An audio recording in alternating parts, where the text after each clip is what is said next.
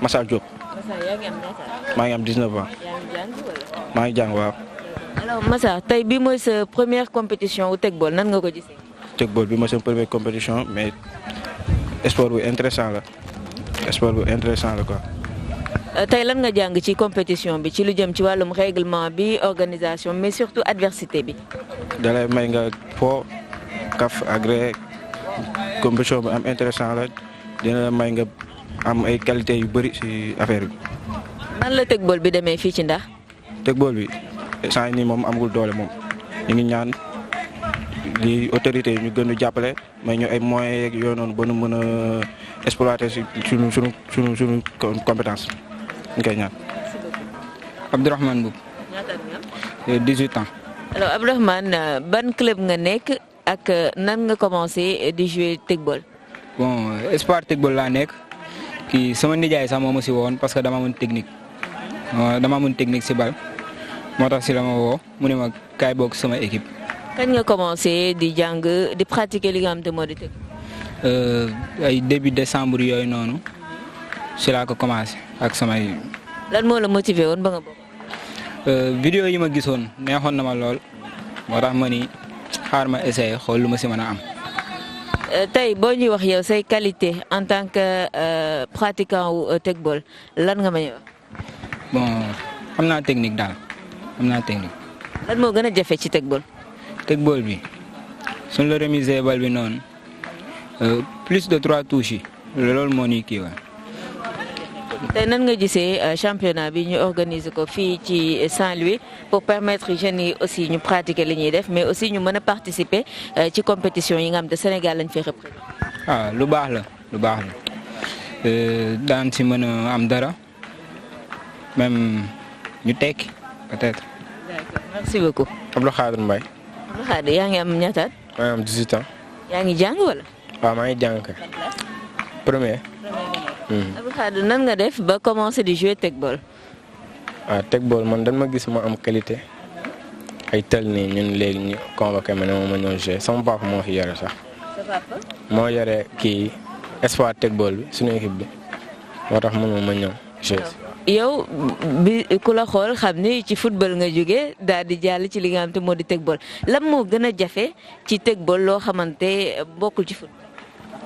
waaw Tekball bi remise moo xaw a gën a jafe sax comme man mii remise mooy sama problème c'est laay perdre point yu bëri waaw. est-ce que règlement bi aussi maîtriser nga ko. règlement bi ku ñu maîtriser nga ko da ngay wax rek mais dafa compliqué daal règlement yi dafa compliqué mënoo jàpp lépp si biir kii bi da ngay paniquer yenn saa yi nga fàtte règlement bi def plus de touche nga juum ñu accordé point bi keneen. tey selon toi lan moo leen doon gën a faciliter ngeen di bokk ci compétition yi aussi di gën a maîtriser règlement bi. lan moo gën a yombalal pour règlement yi. maanaam tey peut-être bu ñu leen permettre woon ngeen di am occasion di jouer lu bëri di ngeen mën a gën a maîtriser discipline bi parce que lu bees la ci yéen. waaw comme nombre de touches rek xam nga lu bees la si ñun nombre de touches suñ ko xamoon gën a yokk ñun gën a mën a nekk à l'aise pour jouer si. bi mooy sa première fois ngay bokk ci compétition Tekball. waaw bii mooy sama première fois kay. lan nga ci jàng. jàng naa si lu bëri rek comme ngay booy jouer waroo stressé daal da nga war a free jouer comme booy foo rek boo stressé woo rek doo si mën nekk. Mohamed Silla la j'ai 30 ans. Mohamed Silla bi mooy première édition nationale challenge série mu nekk li nga xam te moo di tournoi wu Tekball fii ci Saint-Louis yow yan jàngat nga jëlee ci tournoi bi. waaw jàngat bi avant tout dañuy am fierté ci organisation bi nga xamante nii gars yi taxawal nañ ko ndax tout début est difficile mais macha allah li ñu gis ci début bi dal na xel comme c'est tout nouveau kon jàngat bi nga xam ne am nañ ko ci aussi dañuy am satisfaction totale. ndax c'est une première et on s'est démontré aussi ndax yaakaaroon nañ suñu ñëwee du demee nii mais santaat bu baax xam ni buñ fi jógee tamit dinañu wanaat leneen lu nga xamante ni war nañ ko jëlaat si compétition bi mooy que ni kon jàng nañ fi lu nga xamante ni lu positif la te lépp yokkute la quoi ndax am na luñ fi xam te auparavant xamuñu ko woon moo tax lépp daal jàngat la bu nga xamante ni macha allah c'est positif. selon toi lan moo gën a yomb ci tegball lan moo gën a jafe ci tegball. non tegball juste li nga xamante ni moo si ëpp solo mooy question de concentration ndax ñi fi ñëw ñëpp ay joueurs de football lañu te kii di jour di jonglage di autre chose xam nga di aussi technique te c'est trop technique vraiment moo tax xam nañ ni mën nañu wax en tant que footballeur jafewul mën nañu wax tamit yombul ndax lu bees la certes daan nañ ko def mais règle yi nga xamante ni ànd na si et puis dañ daan jeu wu mbedd règle yi nga xamante ni ànd na si xëy na tax na mu xaw a jafe tuuti mais alhamdulilah yaakaar nañ daanu adapté quoi. ñaata at a ngi nii nga koy pratiquer wala lu bees la ci yow. waaw lu bees la si man nag c'est une première durée bi presque yàggul nag ndax bi ñu amee taabal ça fait ay 3 à 4 mois mais c'était pas tout le temps lañ ci nekkoon di ci jouer ndax comme li ma la ko waxee ñun li ñuy football moo ëpp li ñuy jouer lii mais la semaine on s'est enchaîné et s'entraîné ba nga xamante ni tamit on s'est bien présenté ndax sama club man single bi sama match yëpp dama ko gagné quoi moo tax xeebuñu li ñu doon def nag xeebuñu ko bu baax. mën nañu wax ni jafe-jafe bi yëpp mi ngi nekk ci formation en tegball mais aussi règlement bi. waaw formation ak règlement bi te xam naa ni comme dafa nekk lu bees comme ni ma ko waxee sànq xëy na buñ ci gën a jouer dinañ ci gën a avancer ndax am na règle yu ñu joxoon ci entraînement bi ñu ñëwee ba fii gis nañ ci yeneen encore ñu yokkaat ci li nga xamante ni joxoon nañ ñu ko quoi moo tax ma ni suñ ci gënee avancer dinañ ci gën a am notion. avancé mooy ñu lancer appel autorité yi pour ñu gën a jàppale tegball parce que tegball tamit table bi peut-être xëy na moom moo gën a cher yeneen outils yi yëpp parce que li ci des sa bal. waaw bal moom cherul ku ne xam na ko xam nga ni table bi tamit ça coûte des millions comme niñ ko waxee par sens am nañu table di ci entraîner mais yaakaar naa ni autorité bi war na mën a taxaw xool ndaw dëkkam ni lii la bëgg mu nekk ci mu ñëw wallu ko ndax loisir la te kii di jeunesse di loisir xam nga ba tax na dañuy lancer appel solennel di ko commencer ñun tey on est à Saint-Louis mais on est de Gandon de la commune de Gandon on habite à Ngaye dañuy jiital suñu autorité suñu premier magistrat suñu maire madame Khoudia Mbaye et ses adjoints et ses conseillers ak bépp responsable bu nga xamante ni yaa ngi ci boor boobu toute la commune di la lancer appel ni la académie bi wala tegball ubbi nañ ko pour doomu commune bi ubbi nañ ko pour doomu Ndar ubbi nañ ko pour doomu Sénégal ñu ngi ciy nekk di entraîner ñun fa ñu nekk installé nañ table bi notre porte est ouverte à tout le monde kon dañuy lancer wu appel ci autorités yi nga xamante ni ñi ngi foofu yëpp buñ fi jógee comme ñun tey ñu nu fekk ci fii nii au niveau de Saint-Louis ñu am maire bu nga xamante ni yaakaar naa ni du tànqam lu kenn te suñ ko lancé appel timide yaakaar naa wala ñu def démarche yi nga xamante ni moom lañ ci war a def yaakaar naa moom dinañ tenir compagnie kon ñu ngi koy tàllal loxo ak képp ku nga xamante ni am na passion képp ku nga xamante ni doon na sportif ñu ngi lay tàllal loxo ci tegball bi ñu dooleel ko ba doomu dëkk bi tekki ci comme yeneen sport yi ni ñuy tekkee. Ok, merci. Toubé Académie Foot donc je suis le président de la section Toubé Académie Foot tegball. Notre président du centre est là monsieur Madiara Diop moom it ñu ngi koy remercier bu baax ndax il ménage aucun effort notre SG Mohamed Diouf moo doyen nu ngi naes Boubacar et notre dirigeant monsieur Diop Amadou Diop ñoonu encadré et puis di ñu jox règlement di ñu teg ci accès daal kon ñoom ñëpp ñu ngi leen di sant di leen gërëm et wiiw sport sa kaw sa kanam ah. Bon man maa ngi tudd Oumar Ndiaye ñu gën ma xam ci monsieur Ndiaye prof d'éducation physique laa woon au CM Djily Mbaye à Louga club bi ma fondé à Louga mi ngi tudd Jambar Tegball Club de Louga maa ngi ko fondé juste il y a 3 à 4 mois juste après la naissance du Tegball ci laa ko formé au niveau de Louga. lan moo nekkoon sa objectif wala sa ambition bi ngay teg club bi. bi may teg club bi dans un premier temps sport bu bees la sport bu bees bu passionnant. Quand j'ai vu les vidéos dans un premier temps au niveau international et dans un deuxième temps ma def connaissance bi à travers Facebook foofu laa xamee Tekball ci laa dugg en contact avec le président au niveau national muy Djibisi après mu convoqué ñu à Dakar pour la formation parce que la formation est à la base de tout hein.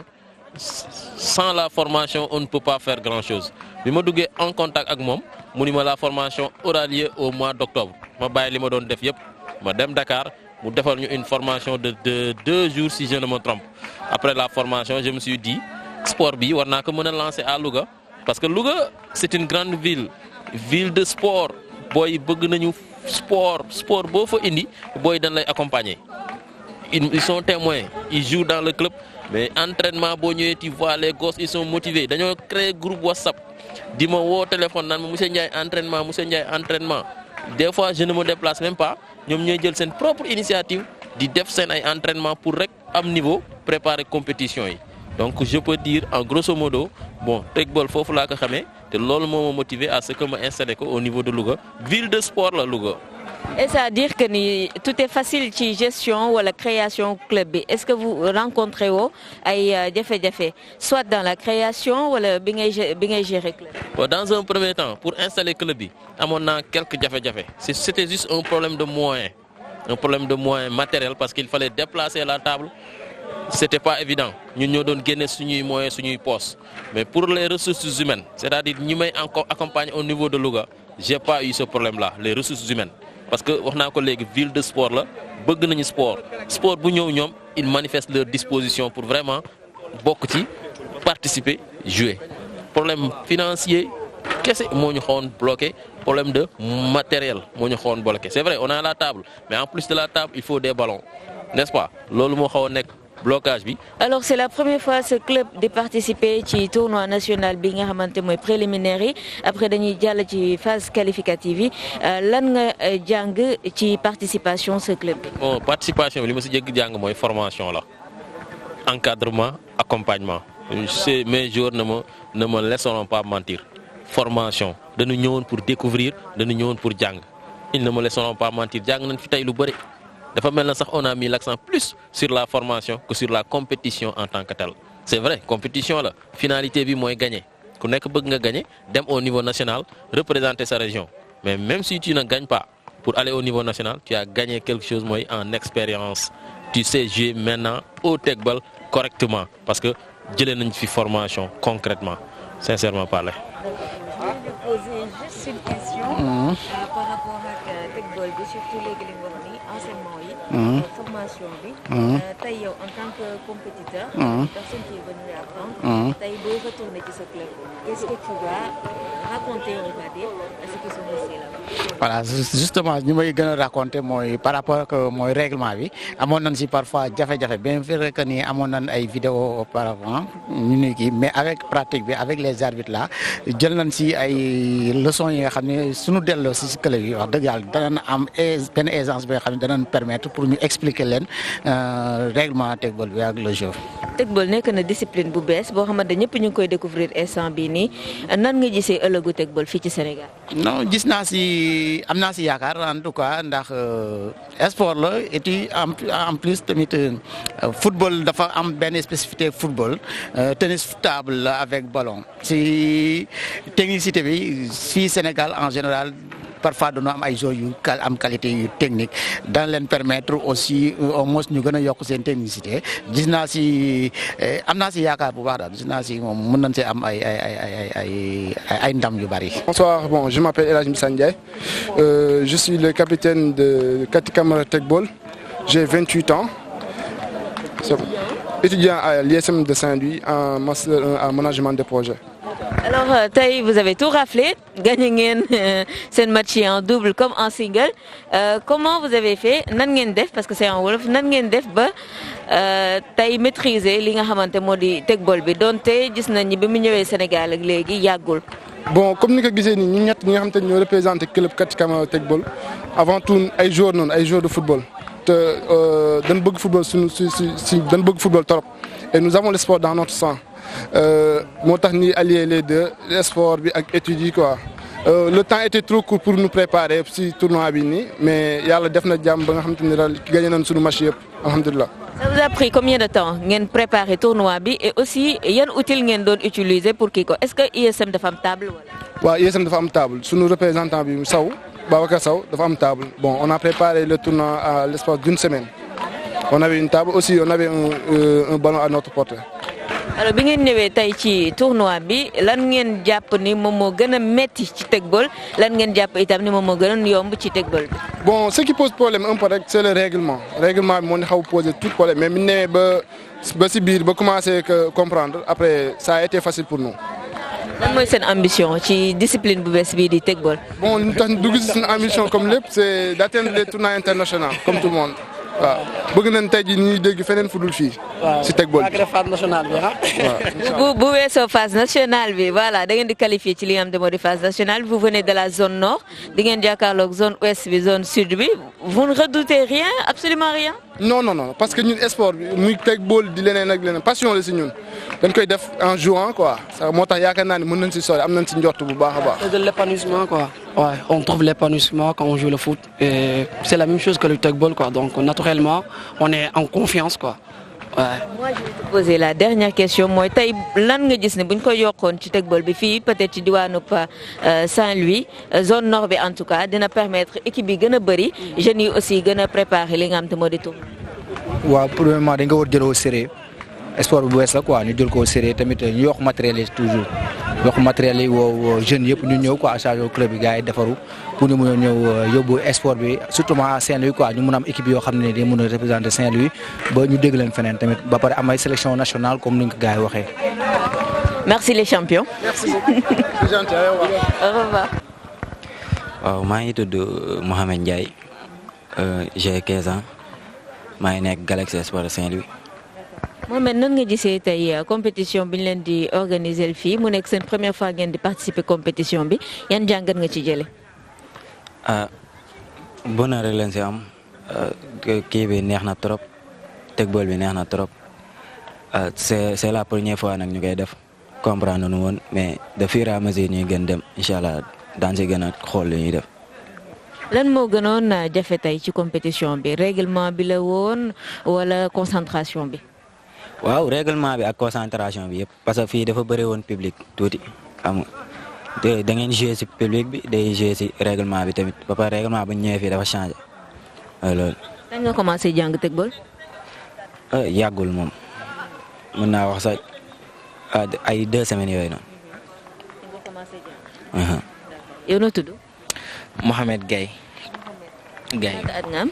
J'ai 16 ans. Mohamed kañ nga commencé pratiquer lii di tegball. tegball bi ñun suñu coach depuis ba mu ñu joxee table ba léegi ñu ngi siy pratiquer di dem ay entraînement 1 mois. D'accord seen coach nan la leen jàngalee woon tegball bi différence bi entre football bi ak tegball. tegball bi ak football bi moom seen différence bëriwul parce que jonglage la rek da ngay jongler après jouer si table bi mais bi ñu ñëwee fii règlement yi ñu joxoon entraînement ak fii am na changement tuuti. loolu moo leen gënoon sonal. moo leen gënoon sonal. yow tey lan nga jàng ci li nga xamante moo di tournoi bi mais aussi nan nga gisee ëllëgu tegball fii ci Saint-Louis. waaw tegball bi neexoon na de amoon na ambition amoon na rigueur tamit dama ci jàngat moom bëriwul comme que xas nañ ba kii qualifié ñu représenté ci région de Saint-Louis à Dakar daañu fa wane jom ak fulla ak fayda. kan mooy sa idole ci tegball. kan ngay gis muy def ay peut-être jonglerie nga ni kii li muy def neex. jonglerie ci ay légende laay seetaan ay Ronaldinho wala Pirlo wala kii Piol ñooñu laa gisee. léegi yow la mooy sa objectif. mon objectif moom mooy signer kii professionnel mais pas ci tegball ci football. noo tudd ak ñaataat nga. maa ngi tudd Adama Gueye j'ai 15 ans. Merci beaucoup Adam.